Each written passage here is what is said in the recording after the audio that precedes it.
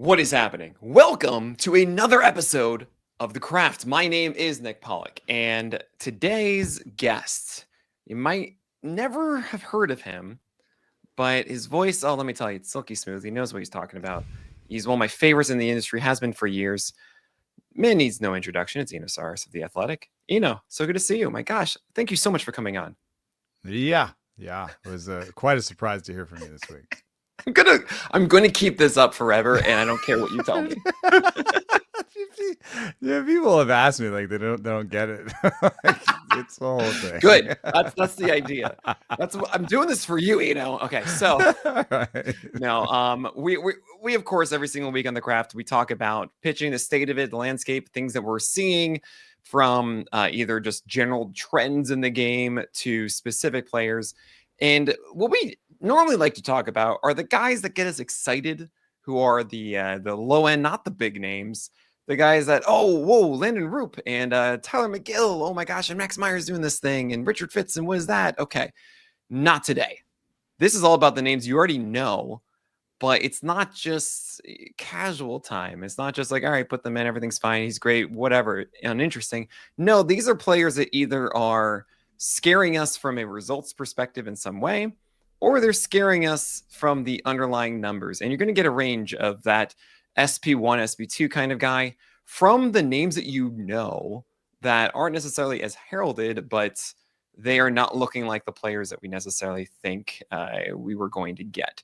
So I do want to start at that high end with you, Eno. And who would you say is the highest name, the biggest name player that you are most worried about after the first 2 weeks of the season? It's probably Zac Gallen.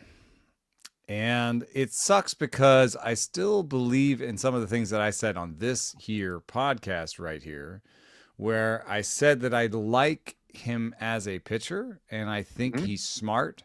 And he may outperform his stuff, quote unquote. Right. But I kind of have a rule about stuff. It's not that I sort my pitchers by Stuff Plus and just pick them in that order. Well, of course. I may give off that vibe sometimes, but that is not how I work. But I do have like shelves, I have, you kind of, even if you're a location guy, I kind of want you to have 90 Stuff Plus, 95. I want you to be like near average so that you can make the best out of your average pitches with your command and your sequencing and your smarts. Right. The Joey Estes threshold. Yeah. Right. Yeah. Right. He has good command. Right. And it was not enough. He is now Exactly. out of a spot. And I'm afraid that Gallen is approaching that bottom shelf. Right now, we have him at an 82 Stuff Plus. Oh, gosh. And even if you take out the change right now has a 42 Stuff Plus. And I think they're... Wait, 42? 42. It's a really small number. There have been some, sort of alterations to the changeup. It is more sideways than it was before. Okay. And because its velocity has gone up while his fastball has gone down, the gap has gone down between his four seam and the changeup, and so it puts more pressure on his movement. It's in power changeup territory now. It's not a straight changeup. It's only got 6 miles an hour difference off of his fastball. So it has to be a power change, and this power change doesn't move the same way that it used to. And so the model doesn't like it. But let's say it's wrong on that. He's only thrown 49 changeups. It's actually a decent amount. But let's say the model's wrong. Even if the model's wrong, we're looking at a 93 Stuff Plus on the fastball, 93 on the knuckle curve, 81 on the slider. He does not have a pitch that is above average. And I just worry that there's only so far you can push a arsenal of average-ish pitches if you don't even have one out pitch. I kind of want that one out pitch that's killer. And I wonder if he's missing that, or if it's just the fastball velo's so far down that he's down in gas too. So it's the stuff is down is the short story, and I just wonder if he has the ability to make what he usually makes out of his stuff. So with that changeup, by the way, Zac Gallen's changeup has a 43% strike rate thus far, and that's which is so also bad. bad. That is Yeah. so bad. Yeah. That cannot be what what life is for him. And it's also the strike rate on the four seamer is way down to 56%. Yeah, I mean, for a location guy, he's the only pitch Right. that he's locating that well is the slider. So I mean, I guess the curve. He can Well, locate that curve. that's the one pushback I have here is that I still feel like that curve is and has always been the pitch for Zac Gallen. I mean, through the years, this is consistently as far as PLV marks go. That obviously takes into location and stuff, but that has always been an exceptional curve. This year so far actually is 97th percentile in PLV at 561. And has always been above a 5. It's always been a 510 plus curveball. Love to see it. Average actually for curveballs is right around 5. So yeah, the stuff we model love to says see that's that. all coming out of location. Right. And this is the death ball. This is the actual death ball. And the one thing that I will always say about Gallen is that he knows how to get this thing low. It's always an 80% low lock. When a low location on curveballs like 68% in the majors, he's always one of the best, if not the best in the league of keeping it down. And it doesn't have that traditional hump. We talked about swinging expectations on curveballs and how curveballs are the lowest one. They're the pitches that we don't really expect to be this big swing and miss pitch because guys just kind of see the hump and they don't swing. But Gallons go straight down, right? And it's a different curve than what we typically see. So that's the one thing he's trying to. And you could look at his heat maps. There, he's got great command because he can throw the four seam in, and in and up and in and out and up and down. And he plays the four seam off the curve. We'll throw some low four seams, right, and some low curve balls. So and then, that's the thing, though. The heat he maps all used look to do pretty that good. more, and it's been this kind of journey over the past couple of years for Zac Gallen to figure out what to do with his four seamer. Because as you mentioned, yes, four seamer is getting worse. It is just not as overwhelming as it used to be. He has to be better with its location. He was a called strike fiend with it for a long time. And it's still kind of there, but it's getting hit harder. Its ICR marks have gone up pretty much every single year since 2020. The ideal contact against Zac Gallen's four seamer has gone up from 31 to 40 to 41 to 44 to 47, now 58. That matches the stuff. It went from 110 stuff plus to now 93. Right. So to get to that curveball, you have to have a fastball that establishes strikes, and the changeup, slider, cutter really haven't been cutting it for a bit. It's why you actually see that high last year, 126 whip for Gallen, as the walk rate went up while the hit rate stayed the same. And I've been afraid that this would happen. He had that incredible game against the Yankees. Incredible. I mean, it's so weird that we're saying we're afraid of Gallen after that because it was 6.2 innings of 13 strikeouts. But even then, when I wrote about this, I was like, okay, this is cool. You have 19 inches of vert now all of a sudden on your four-seamer. I don't think that's going to stick around. And what do you know? In his last one against Baltimore, yeah, that came down to 16.4. And it was a much worse fastball again. And then, right, we can just kind of see how this doesn't work. And that was such an anomaly of a game. So I remember you saying, hey, Gallen is a veteran. Like, he's the kind of guy that will figure things out and get through the season. And he won't just be bad and always be bad. And I'm with you on that one. I'm also saying a 126 whip last year is not such an extreme fluke as I think it would be. Yeah, so I'm in agreement here with you. Not like he's not a 1 or even a 2 anymore. I think in fantasy he's kind of like a 3-4. Yeah, and there is a grouping to me of these dudes who've been kind of that SP2 for so long for you, who are now fading a bit. And that would be Luis Castillo and Aaron Nola also in that range. And it's interesting because we're seeing a new wave of all these exciting, massive electricity strikeout guys, and the ones who are able to kind of go 6 innings are showcasing, wait, hold on, you're getting worse, and maybe you're not catching up to the game and how it's being played now. But I'm seeing 2 ticks down already from Aaron Nola, as it's just not as overwhelming as it has been in the past for him. And Luis Castillo will always just boggle my mind. It is like the worst extension in baseball. He's 0 percentile at 5.4. He is extreme now with four seamers upstairs. And then sinkers kind of lowish, I guess, against right-handed batters. Lefties, he's just all day, just like whatever upstairs with him. But the slider and changeup are not as incredible as we have seen in the past, and it just feels to me for both of them they're just too hittable. And the idea that like Aaron Nola, he had a 120 whip last year and a 117 before that, and it's just right, because you allow too many hits. And Luis Castillo has always been this elevated hit per nine guy. He has a 7 right now, but the strikeout rate is down. He's at near 8 to 9% walk rate. Like, I feel worried about both of those. I think the big name aspect of them is everyone's like, oh no, you just plug them in, I'll be fine. I'll get my volume. I'll get all my strikeouts. Great. But I think we're only going to see, we're like hoping them to hold on to a plateau of success. And especially for guys like this, I don't like holding on to plateau guys. I like going after ones who can theoretically be better than where they are, but I expect them to be at the plateau, not hoping that they hold what they were while there are signs that they could get worse. And I think, Aaron Nola, Castillo, and Gallen are all in that bucket. Yeah, just the weird thing about, Luis Castillo is that the changeup used to be a real weapon for him, and it's just fallen off. I mean, just every year the stuff is worse, and I guess it's velocity related. The model's still like his slider, and he can go to that, but he's not going to it more.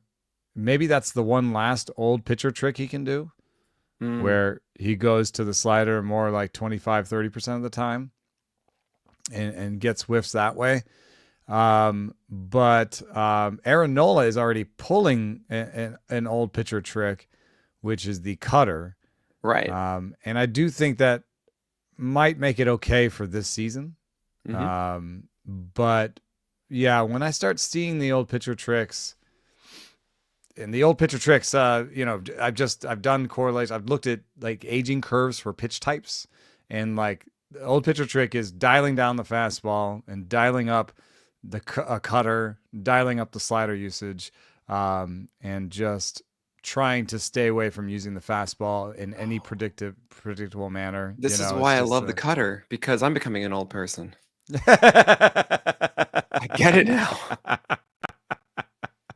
So, I mean, when you see, I don't know how to read necessarily that Nola is already going to it, and Castillo may still have one trick left up his sleeve.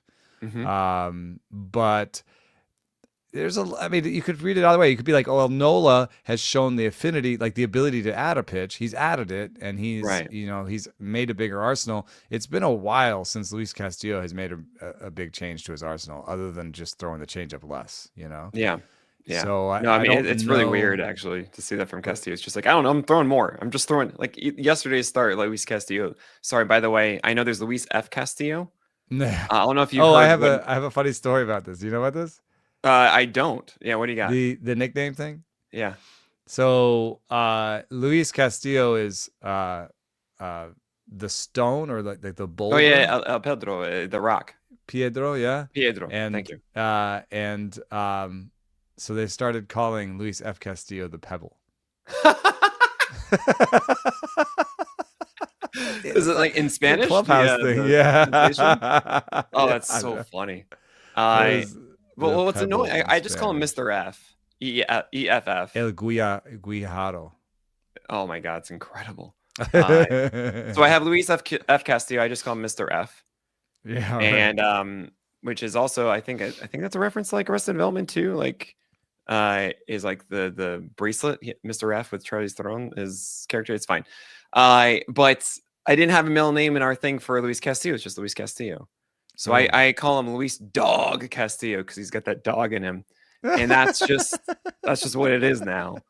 But like I guess for Gallen, Castillo, and Nola, the difficulty is that we're probably still not telling you to drop them. Oh no! I mean this is tough, right? Gallen might go towards hipster territory. I feel like it's just Holly of like, all right, fine, you do this, but I would say these are sell highs if you can to me. Well, and you can't yet. So, and maybe one of Right. those things where you need to wait, and then it'll be so hard. What makes it so hard is that then they have 2 or 3 good starts, and you're like, well, maybe they were wrong. Maybe I know, these right? guys are And good. you have to be so disciplined with this. I mean, you saw the 13 strikeout game though for Gallen, I mean, and that made hopefully me look people can up for lean in on sure. that one. But that is not what I think you should be expecting from him. There's also a thing to be said about how this is something I see a ton because I do the roundup, and what I see is, well, this is bad, but hold on a second, this is good. And you know what? Maybe I should be more favorable of him because he has this new thing. And maybe when he gets back his old thing, the new thing will be there too. And all of a sudden, he's just a better pitcher. What always happens is they lose the old thing, wait, get the new thing, wait, lose the new thing. Like they never get the old thing back and the new thing added. There's always, it just doesn't happen. So if you start seeing new tricks and like, well, maybe the potential now is higher, as you're saying with kind of Nola of like, oh, you've got this new thing. Maybe that means he'll have that and get the old one back. Never happens. It's just, I don't know why it just doesn't work that way. So I'm not Sometimes it too can be as optimistic simple there. as like maybe getting too far around one side of the ball, or Right. the other. Like you're Yeah. So like how my cutters were in slider's the going really Yankees, good, apparently. and then I start losing the changeup or whatever. Yeah. Yeah. By the way, I do want to mention, you just reminded me of this, guys. If you haven't seen it, Eno has a great video with Landon Roupp doing pitch grips, and it drove me nuts, absolutely nuts. Well, you know why, right? Why?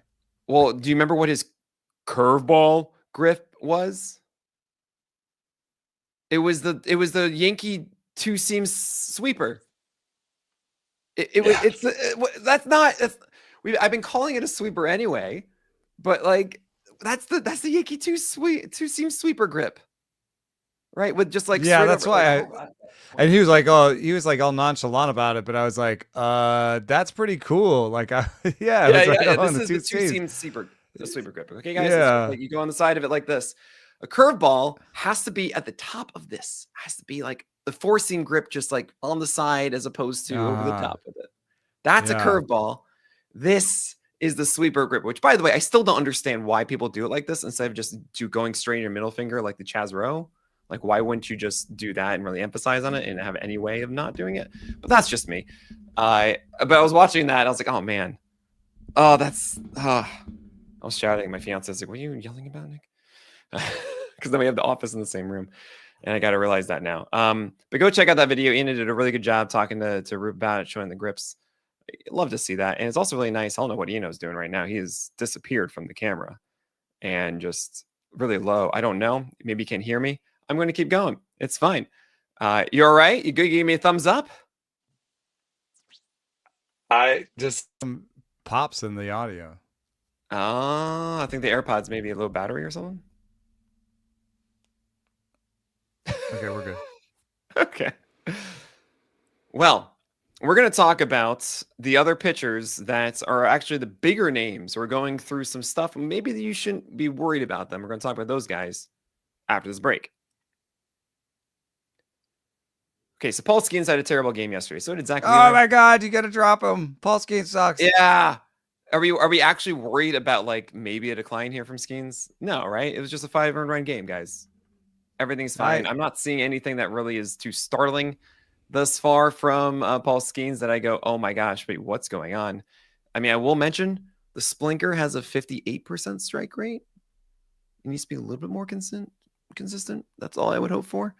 But the velo really, no, more like it was at the end of last year than it was the beginning of last year. But you can't really complain about a guy sitting 98.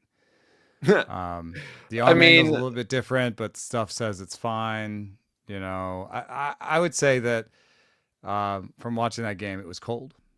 Yeah, I mean that's the thing too. I do want to. It didn't look like he so wanted annoying to be there. Like Garrett Crochet was throwing super slow all of a sudden yesterday with like less extension, and it's like, oh right, it was like 31 degrees in Fenway. Now Chris Sale, you were throwing 92.7, and it was mid 50s because it's Atlanta. But your command was really good, and I'm just gonna be like, all right, whatever, Chris Sale, I guess. But that's not fun. But I mean, I think we just gotta kind of like do a whole blanket like the weather's terrible. 91.9 for Eovaldi. It was so cold. And I think it was also raining as well. It was just disgusting for him too. It's just stuff like that. A lot of these this week are scary. But I mean, Dylan Cease, by the way, 9 earned runs. Like, we're not scared about Dylan Cease. This is who he is. Right? Are we on the same page there? Stop throwing that 75-mile-an-hour changeup, dude. Like, what are you doing with that thing, dude? I don't know why he throws that thing. Oh man, it's up to like 10% of the usage. Like, come on, Dylan. Oh, you don't know. I'm laughing for many reasons there. I just think he should throw a cutter for strikes against lefties. That's just me. Yeah. That's just me. He threw 6 different pitches. None of them were a cutter. With each new one, you're like, maybe this one. But Chris Sale, he threw like 5 of them last year and then abandoned it. But to me, the way I see it is that he was trying to use it. Like, I see a lot of guys, which really bothers me, honestly, is they try and get too perfect with cutters, where they try to go like just up and in exactly. And it's really more so from right-handers to left-handers. I barely see from lefties to righties. Lefties to righties, they get it all the time. You just got to get in the inner third and like it's fine. Or because just maybe middle or so. Sometimes even backdoor, it's totally fine. You just get that backdoor cutter, just get a strike in there. And Cease was trying to do it perfectly like that. He threw one that was a home run, I think, to like it was Ryan McMahon or something. And he's like, I'm done. And that's it. And this is like my guess. I'm just being, I'm figuring this out. But like, that's obviously what happened to Jameson Taillon too. Brandon Marsh did the same thing for home run. He was done with it. I'm like, guys, these are no. But it's a really big event when that happens, and we remember big emotional events more, and we put more weight on them, and it's got to be one of the hardest things. I mean, I think that's a source of chaos in pitching development. I mean, I think it's also part of why it's hard to develop pitchers in hitters' parks, is because every mistake they make gets crushed, and they can't. If you're in Florida, in Miami, or in San Francisco, or in Seattle, you can take a pitch out for a ride, and make a mistake with it, and it could be hit for a long fly ball that gets caught, and you don't feel that badly about it, and you throw it again, So you know what we need to do, I got it. I figured it out. We need to have at home plate, like where the the dirt is on other sides of like the batter's box, little like confetti sprays with like in the back behind it, like a big light thing that anytime you have a PLV, you throw a PLV pitch like that's successful, you just have it spray out. Ping! Doesn't know what the result is. Just lets the guy know, like, hey, that was a good thing. I don't care what the result is. But maybe you could have like a pitch comm alert, Oh yeah, it's a therapist in your head. Hey man, that was all right. That was a really good PLV. It was fine. Don't worry about it, dude. That was 6 PLV. Oh gosh. Hey, can you make it my third grade school teacher voice? Absolutely. Yeah. But long story short with Dylan Cease, that changeup is interesting. It makes sense to me because you want like the biggest problems for Dylan Cease generally when you see his volatility is against left-handers. He's much, much better against righties. The slider is such a great weapon to him, even like the very rare sinker or the new sweeper that he's going for, as if he needed more weapons for it. The four-seamer works better against them. The whole thing is just so much better against righties. And it's always been lefties. Can he locate that slider well enough and he leaks the fastball over the plate more? The curveball isn't really that helpful. So the changeup makes sense. And he's actually thrown some that are not really in good locations, but it floats in there and it looks really nice. 75 is like, whoa, this is like, Estrada-esque, but like the butterfly. But it's still, it's not consistent. And there were times he's not a good command guy, so he's not throwing it for strikes, Right. And there's also, and I would assume that like a straight change works best if you can throw it for strikes. I mean, Marco Estrada, one of the things he could do was throw strikes. Yeah, completely. And really, what really bothered me too was, I think the first game there was this at bat that was so dictated that they wanted a fastball, and it was so clear like this is the moment that you have this changeup, like it's right there. And he threw an up and away fastball instead that got laced up the middle for a base hit. And that was still like a good pitch. And I'm sure the scouting report said like, hey, cool. This is what you're supposed to do. And, I think it was also against Profar, and Profar at the time, like had a bummed wrist. So like maybe fastballs should beat him more so than others. And I get that, but I'm like, he's hunting for this and you have this thing to do exactly this at this moment. And you didn't do it. And he got a hit. And it's stuff like that So why drives me even up the have it? wall. Yeah. But the thing is, he's going to allow 9 runs, and he's going to have like eight strikeouts, 0 walk game the next time. And just like, all right, Yeah, this is the life I decide. I mean, him and Snell, they're doing exactly what I was terrified of. Like, and I think at their heart, they're 2-pitch pitchers, and this is what happens with 2-pitch pitchers. Like sometimes everyone guesses right, or they lose a pitch, right? They're like, oh, I can't command my slider today. Now I'm screwed. Yeah, he's a 6-pitch pitcher. Thank you so much. I know, but I don't know if I No. believe it. That was a sarcastic voice. Absolutely, Yeah, Cease is a 2-pitch yeah. pitcher. 100%.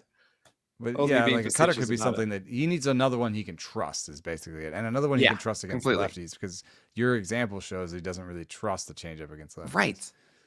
Just to get back to Chris Sale real quick though, because Chris Sale can kind of is a 2-pitch pitcher often. He can be, yeah. Sometimes the changeup just disappears on Chris Sale.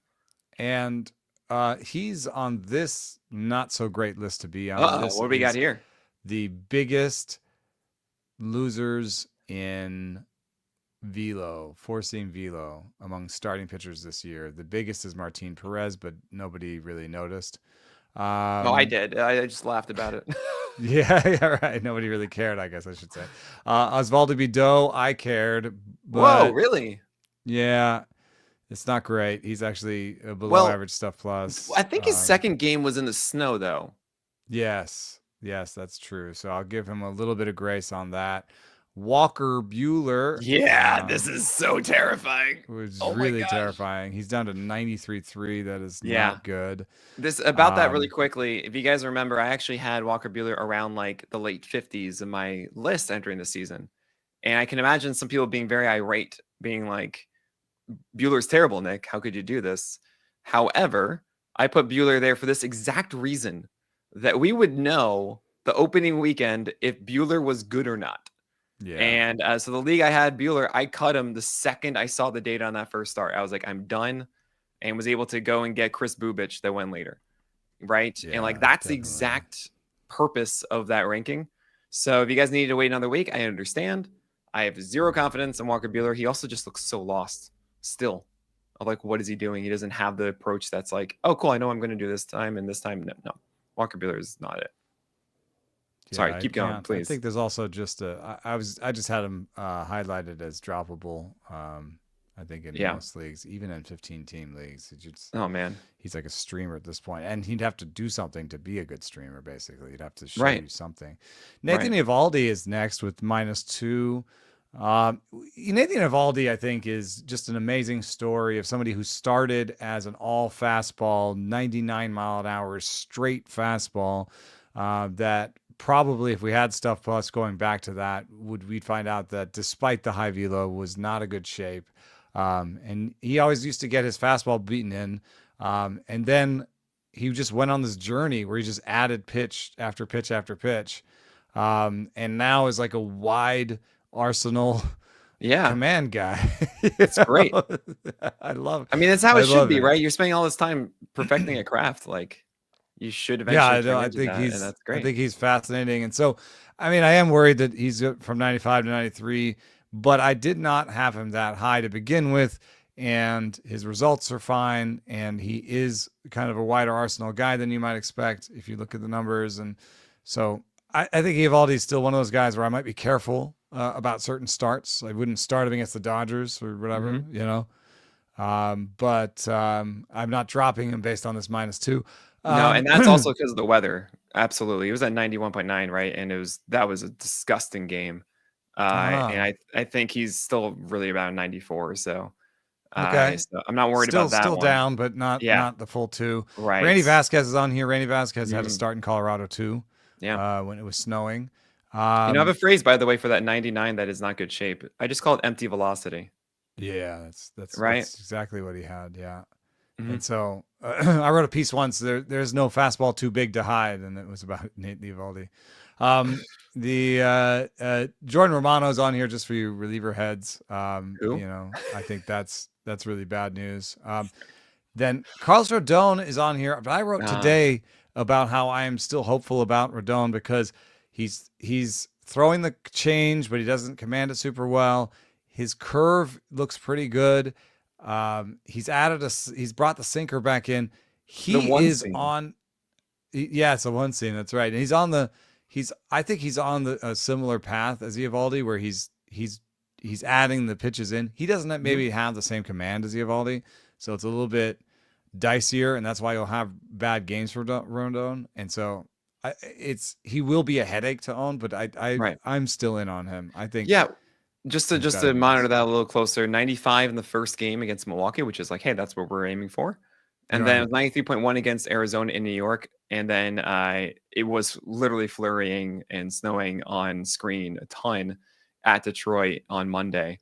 And both those Ah. games were 93. Mhm. So, I mean, I And he I know famously it's so doesn't weird to wear do this. undershirts, It's so just so difficult. Yeah, right. It's so difficult to gauge velocity when it's like that kind of weather. And I actually, quick side note, I don't know if you saw, there was a discussion going around about Tommy Pham wearing a batting glove on his right hand in the field, right? I don't know if you've ah, seen that before. Um, I've seen it from little leaguers. well, right. And well, I mean, here's the thing though. I played in the Northeast, right, Oh in yeah, and you Boston see it in more college. often there probably. And boy, we played games in like the end of February, early in March, and it was so cold. And I absolutely saw outfielders do this. Now keep in mind, like we don't see in the majors at all, because generally teams are prepared for this and guys are ready and they have their warmers, they have all the They things, like play you a little don't bit need to do later. this. They don't play in February. Right. At least And not. right. So they're not, but Yeah. this was a case where I'm pretty sure like Pham either it was like, well, either my hand's gonna be a complete brick where I can't like grip it, I don't know what to do with it, or I'm gonna put this glove on so I have some semblance of, maybe just slightly warmer that I can move my fingers to do this. And I Yeah. totally get that. It makes sense because I saw guys actually do that in college. Uh, and yeah, the back pocket of your pants is not enough, guys. Let me tell you. Oh man. So Yeah, didn't you know if you keep had going any, back if you saw there. that around and everything, but the weather's been Yeah, so no. weird and it stinks and it messes up with a lot of these early things. Yeah, but I do think a few of these, especially here at the end of the top 10, are meaningful in that Bowden Francis plays in a dome, and is down 1.6, and he's down 1.6 off of what wasn't great velo to begin with. Yeah. And so I'm getting some for good and bad. I'm not fully. I am going to say something mean about him later, but I'm not fully anti Bailey Ober types. But I get a bit of a Bailey Ober vibe from Bowden Francis. Big Oh, that's curveball, interesting. big splitter, good shape fastball, but bad velo, decent command. So Bowden Francis' numbers look pretty good. I don't believe in them fully. Chris Bassett's numbers look great, but he is down to 91, and someday will Mm. be throwing in the 80s, and I will still be out on him. Justin Steele down a full tick and a half, and he's hurt. And then there's Chris Dale down a tick and a half, and then Nick Pivetta, who I wanted to highlight a little bit because Nick Pivetta, it's so weird. He was a high stuff, high velo guy, getting lots of strikeouts in a tough park and never getting the ERA that you thought he would. And then he leaves that park, he loses the velo, he loses the stuff, he loses all the strikeouts, and he has, two great starts. I think that Nick Pivetta, I wouldn't go droppable. Walker Buehler is droppable. Nick Pivetta is ride him, I guess, while this is working. But any sign of failure or any ability to trade him, I would. Yeah. I mean, with Pivetta, by the way, it was a little bit worse against the Cubs this past one. And I think we're both kind of on the same page of a guy that has literally never had an ERA under 4. I think I mentioned this to you. I put out a tweet being like, hey, guys, I'm listing starting pitchers who have been a starter and only a starter for at least 8 years and who have never had a season ERA of under 4. I'll start Nick Pivetta. And I expected people to just like give me other answers. There's literally no other answer. Like Yeah. he's the only one that started every year and is still starting with an ERA that's never been better than 4, which is bonkers. But yeah, Pivetta, I mean, I think Pivetta should increase in the velocity. It's really hard to really just or to really understand like hey, is someone still ramping up just even a little bit? Is it the cold? Is it something that has changed that is preventing this anymore? I don't know. But I'm always going to really treat Pivetta like a hipster. Like, he's going to drive you up the wall. You're going to have those games. Like, yeah, the first one with a lot of strikeouts. And then the second one, it's like, oh, cool. I'm just going to be throwing more of the plate. And this isn't very good now. And the Cubs got me. Haha. It can be very, very frustrating. And actually, I think someone else is like that too. And good offenses actually inspire worse pitching. Oh, yeah. Right. Yes. Because not on your side, the guys you're going against. Right. Yeah, they make you nibble more. They make you lose your confidence. That's all it is. Yeah, make you throw worse pitches because you can't give them their fastball or whatever. Yeah, so there's a confidence issue there. So maybe he'll have the best season of his career. And he's obviously in that weird spot where you're not necessarily dropping him or. If he's out there, I guess I wouldn't pick him. Maybe I wouldn't pick him up. I think he's a streamer-ish. Mm-hmm. He's like a kind of a team streamer, as Paul Sporer calls it, where he stays on your bench when you don't want to pitch him. But he's in that sort of weird spot where I was like, I don't believe in it so much. Yeah. With in the same kind of way, it's also based on the team context for me, is Yusei Kikuchi, who I came into the year being like, okay, I think I figured it out. I'm going four-seamer slider. We talked about him a lot in First Pitch Arizona. I remember me and Eric Samolsky up there showcasing our respective top 100 SP lists. This is back in like the first week of November. And I had Kikuchi around like 50, which I think the market was saying like 35 or something along those lines. And I got so many people being like, what's wrong with you? Why do you hate Yusei Kikuchi? All this stuff. I'm like, I think that I think he signed really early with Los Angeles, by the way, right? It was like instantly. That Kikuchi is very volatile as it is, just with, hey, do I have my changeup? Do I have my slider? Or do I do this with my fastball? What's going on?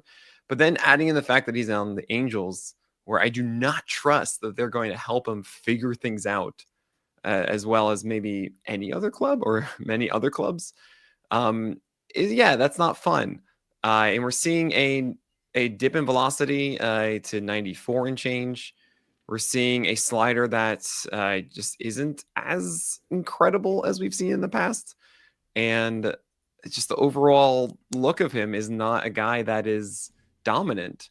And I don't really think that it's all of a sudden just going to click and he's going to be incredible moving forward. Do you see the same stuff, Yeah, he's weirdly gone. He's regressed in terms of he's now a 2-pitch pitcher when he was kind of trying to push being more of a 4-pitch pitcher last year. I mean, last year he threw the changeup, slider, and curveball at force. He threw each of them at least 300 times. Mm-hmm. And he's definitely not on pace to do anything like that this year.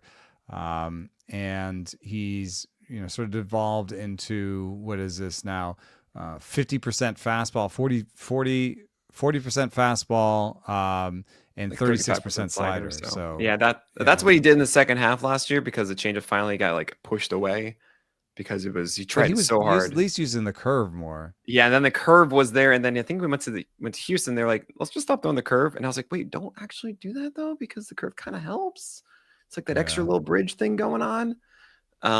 And so I kind of think that 3 pitches is really the way to go, but the worst fastball is a big issue. It's just right there, then and there. It's like, well, that needs to be the dominating one, and the slider underneath, and that really needs to be the game plan. And to see that kind of not working well against the slider is also worse.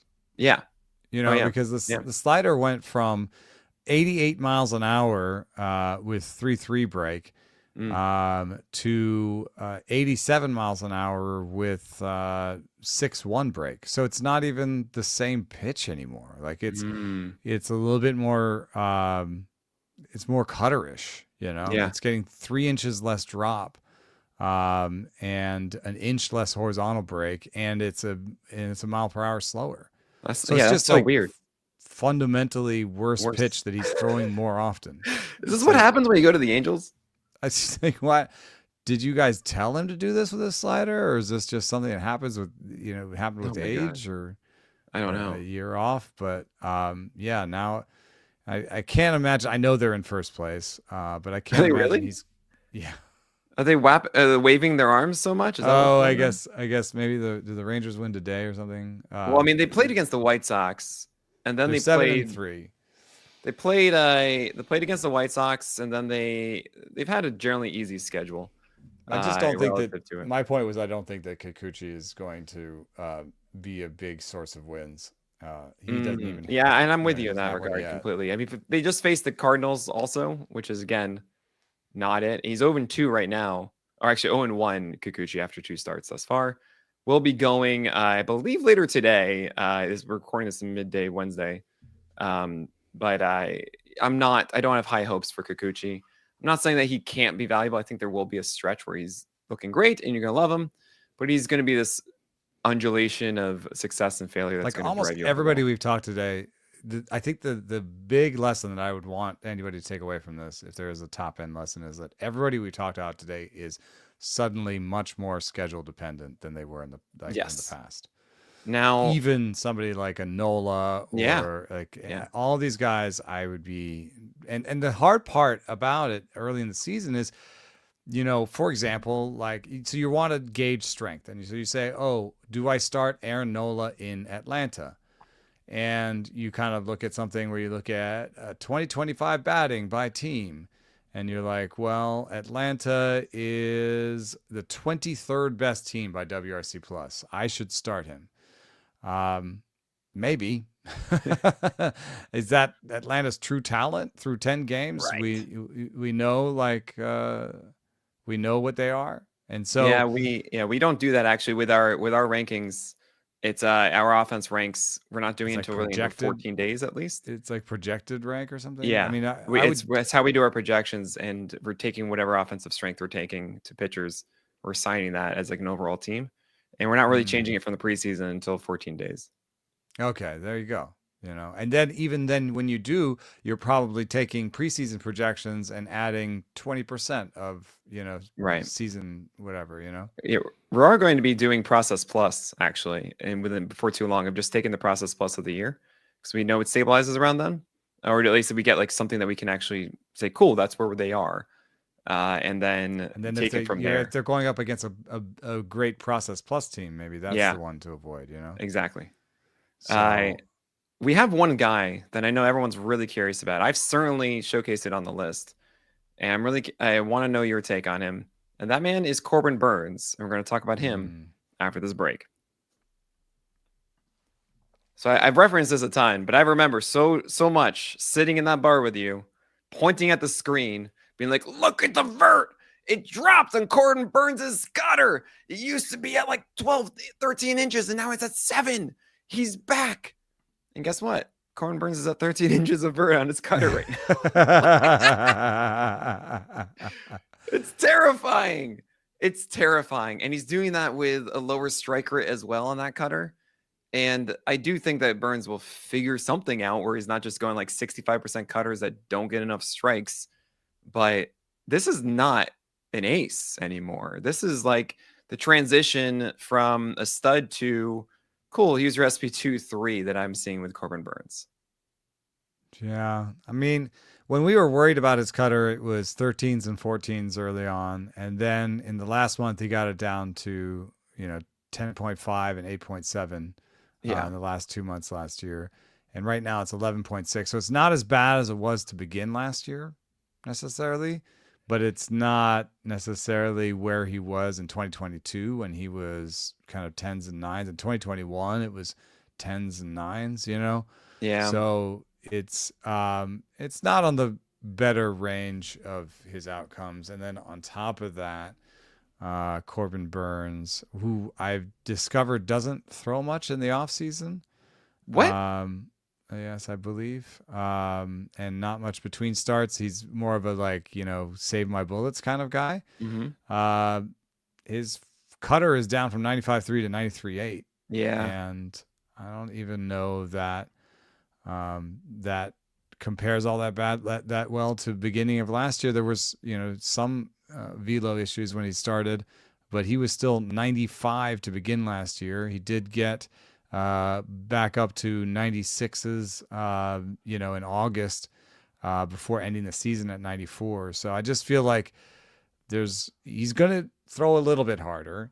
He's maybe going to improve the depth on the cutter a little bit, but my prediction that he would get back to 26% strikeout rate does not seem like it's going to come to fruition.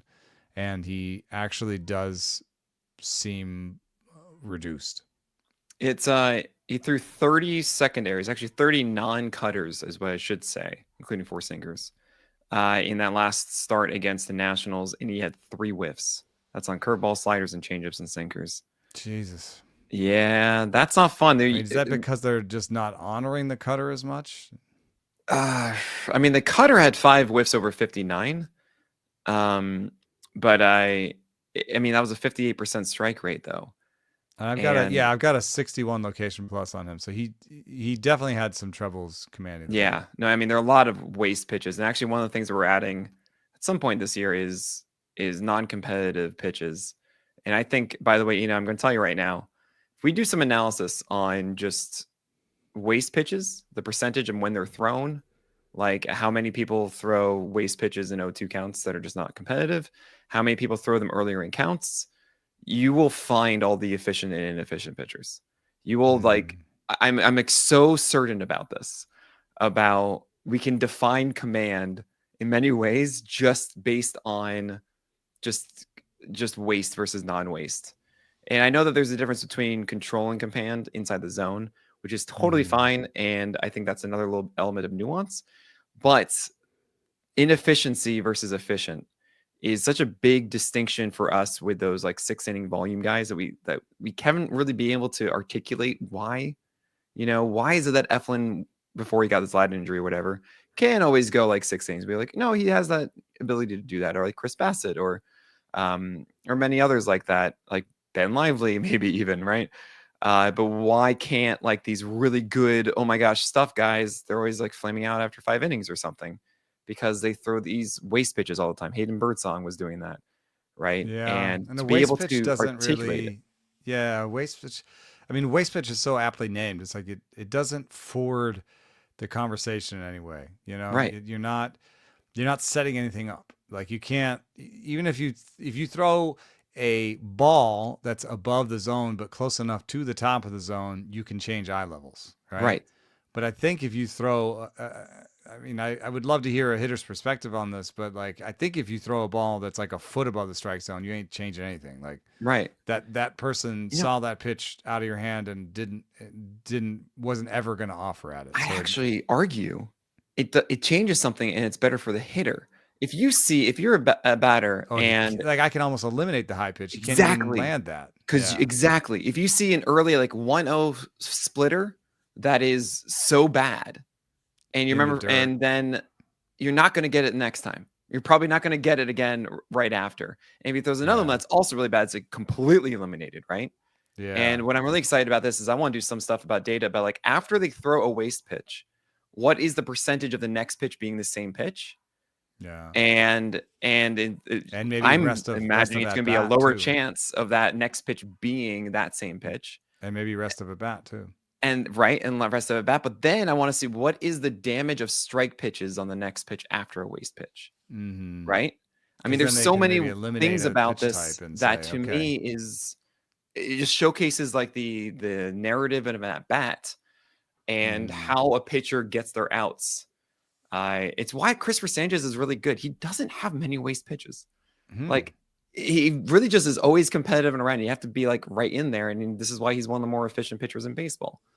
Zach Wheeler isn't like a giant waste pitch guy. He's always going to do that. So he's got great command for a power pitcher. And it's how we can define those top 10 pitchers. And like Garrett Crochet to me last year was so impressive because he just didn't waste 4-seamers and cutters. But I watched some Cole Reagans, guys. Trust me, I know, right? Crazy. I watch Cole Reagans. He throws some waste pitches at times. I'm just like, ugh, like it's frustrating because you're so good and like, oh, this is a wasted one and so on and so forth. And we've seen him have this higher whip than we kind of want. And I think it's because he creates some counts he doesn't like. He's not getting into that 7-inning start as much as possible because of it. it's a real element to combat stuff. Like, and I would even say, I'm going to throw this at you. High stuff guys with low waste percentage, not even location plus, just high stuff and limiting waste percentage. Those I'm sure are like the best pitchers in the game. That might be. And then another thing that I think about when you talk about Cole Reagans or, these different pitchers that we're talking about, like it definitely like number of pitchers you have in your arsenal matters too, right? It's like Cole Reagans actually has a pretty decently wide arsenal. So if he spikes the curve or something, right, or the changeup, or he wastes the changeup, he still probably has 2 or 3 weapons he can go to. But absolutely, like if Dylan Cease just spiked 2 sliders on you, like and you're like, and the changeup goes 77, if you're a lefty, he spikes 2 sliders and the changeup goes 77. I can see the changeup, right? Right. Then you are anticipating hard in the zone and you are all over it. Yeah, that's a really good point. So I see this with Corbin Burnes to bring us all back, and I see all these wasted cutters around. And he's kind of cutter curve slider. Yeah. Yeah. And that slider, by the way, used to be like the whiff pitch. I'm like, oh my gosh, this is always 25% to 30% swing strike. And like he's gotten 1 whiff on 13 thrown so far. It is a massive downturn in stuff plus for Corbin Burnes. I mean, this is a guy that even last year when we were saying, he's toast or whatever, had a 114 stuff plus, and that was an easy way for me to point at the numbers and say, no, he's still got it. This year it's a 102 stuff plus, but it's just barely above average. The cutter is 100, Oh man. And the slider that you're talking about, the slider used to be in the 130s every year. It's 110. And 110 is like, just barely above average for a slider. Now, was this the same way last year? It wasn't, right? Corbin Burnes had this incredible 11K game, I think, against the Angels in his first start for the Orioles. You said like he doesn't throw in the offseason. I've got stuff plus game logs here. I'm just thinking like, hey, is this something where Corbin Burnes just needs to ramp up because he doesn't throw enough in the offseason? But right, last year in 2024, that first game was 11 Ks in 6 innings against the Angels. 115 stuff plus in his first game, 109 in the second, 112 in the third. So at this point last year, he had a 110 plus stuff plus. Yeah. Not encouraging. Of course, we think he's going to be fine to be in fantasy. It's not like you won't want to start him. It's just understand that he's not that top 5 arm, top 10. Yeah. This is what I wanted to do. Okay. We're going to play the start him or don't start him game. Oh, I love it. Let's do this for the biggest names so we can get a sense of like how careful we do be. Yeah. Corbin Burnes, Saturday, April 12th, Milwaukee. Yep. At home. In Arizona. Yes. Yeah. I'm doing it. Milwaukee at home in Arizona. Yeah. Corbin Burnes at home against Milwaukee. I'm starting him. Yep. Absolutely. At Chicago Cubs the next Friday. I'm doing it. Cubs? Yeah. Cubs have been a really good offense. I know. I think that Burnes is still in that level of like, I think you got to just do it, Okay. So then Aaron Nola at St. Louis. We're starting him. Oh, yeah. And Aaron Nola home against San Francisco. My prediction is probably by this time next week or next Thursday, Aaron Nola's numbers are back to normal. Yeah, we'll know if the velocity is cool or not. Yeah. Who are some other names that were? We had like Yusei Kikuchi. That's a fun one. And Luis Castillo and him are in the same division. So Luis Castillo next start at Cincinnati. Is Cincinnati terrifying though? Didn't they have like a 35 inning scoreless streak? They just lost Matt McClain and Spencer Steer's not looking that great. Good. It's a tough park though. I don't love that park. I mean, I don't like Kikuchi either. But I think it's a probable start for me. I have you guys know this, and actually, by the way, I already have this done. My sit start grid, I do it every day now. Yeah. For at least the next week. Well, I wanted to do it also for my own edification. So for PL Pro, you get it. My answers would be. Yeah. Kikuchi at Tampa today. I did start him. I have him in a couple of leagues. I started him at that one. And then Kikuchi at Texas, I think. Yeah. Kikuchi at Texas, that's a tougher one. Yeah, Texas, pretty good lineup. Yeah, I mean Pivetta also as well. That's the last one we'll do here, and then he might be a 2-start pitcher that week. So if you're in a weekly league, you're Mm. probably taking a chance on that. Yeah. Pivetta gets Rocky Road next, which you're going to do on Friday. And then you get hosting the Cubs next See, Wednesday. that I think one, that's a I think questionable. I don't think I go for that one. that's a landmine for me right there. Yeah. I mean, there you go, guys. That's the good understanding, I think, of where we are with this. And again, if you guys want to know just my thoughts on sit start, obviously I have my daily streaming article, but something we have this year is every single morning I'm taking all the pitchers for the next, I think, like 2 weeks, really, and then putting them into my sit start buckets of auto start, probable start, questionable start, do not start. So you can just see it in advance of where I'm at, and make those decisions quickly. But thank you so much for joining me again. It's such a pleasure every single time. And do you have any other articles that you're putting out soon? Ooh, I had the kick change up article, article So up good. last week. This week I have 4 pitchers with above average stuff and bad results.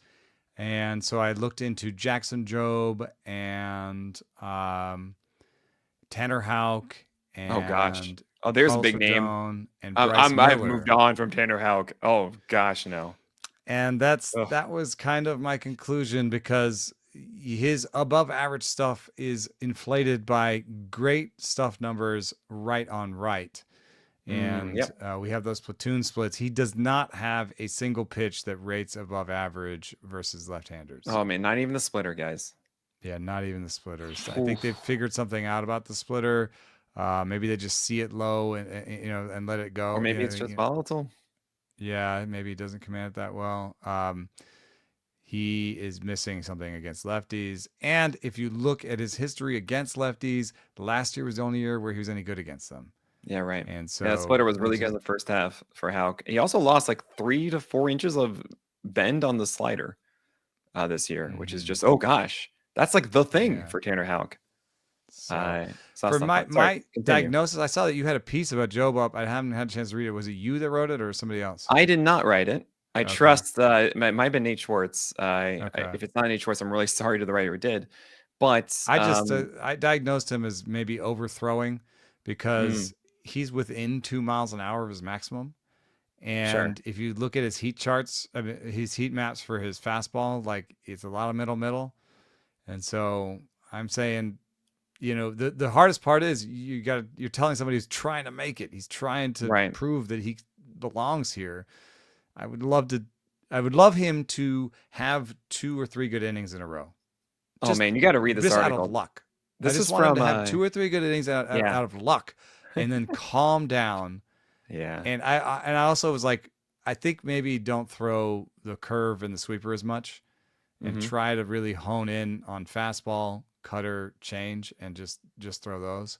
Sure. So so something about a little bit about simplifying, finding some success, and breathing. It was not my normal article where I can be like, he needs to do exactly this, because I still, like, all the numbers are pretty much through the roof. That they say that he could just throw fastball, cutter, and have success, but we know that's not how starting pitching works. So he does need to have an arsenal that he finds. He needs to maybe we talked about finding your identity. He needs to find something that works, settle down, and then he can add back these other pitches that he's been throwing. Like, I would say slim it down, get some outs, and then start adding the other pitches back. So I started to interrupt you before. Jack Foley put this one out. Jack Foley's been a Going Deep writer with us for a long time. You got to read the stuff that Jack puts out. And he has a really good showcase of, first of all, the new cutter from Jackson Jobe that has more depth and more bend to it. But it's slightly slower. And the arm angle more of changes. A slider. More of a slider. It's a lower arm angle on that cutter. It's a slider. It's a lower arm angle for the four-seamer. Telegraphing the pitch. It's a higher arm angle for the changeup. And the curveball versus the sweeper, it's a much higher arm angle. So 49 degrees on the curveball versus like 42 on the sinker, 47 on the four-seamer, 42 on the cutter. And that might be part of it too, that the cutter and the four-seamer are not coming out of the same angle. That was a problem for Bryce Miller. And there are some slight similarities here where it's like really great fastball, but what do you got to put it together an arsenal around. Yeah, that's a really good call there. And so definitely read this. Also, Jack Foley says he's always hated the phrase "he's a thrower, not a pitcher" because it feels disingenuous and gives too much credit to pitchers proceed to have, quote, excellent command, when in reality, it's just that they're missing less often and less badly. And I'm like, you're not wrong, but there's a difference between Matt Jackson Jobe's a Brash thrower, not a pitcher. and Zac Gallen. Yeah. Okay. Yeah. So that's what we're getting at here. But I do recommend anybody who listens. We on Rates and Barrels are going to do a thing about arm angles with Trevor May tomorrow. Now that you brought them up, sweet. And maybe we'll reprise that with you next week if it makes sense. If there's more, completely. That sounds to great. Eat off the bone there. So definitely go listen to that one. Eno, thank you so much for being here. We got to go. So on the behalf of Eno Saris, my name is Nick Pollock, and we'll talk about the craft of pitching again. Nick Pulak. I had it. We'll talk about the craft of pitching again next week.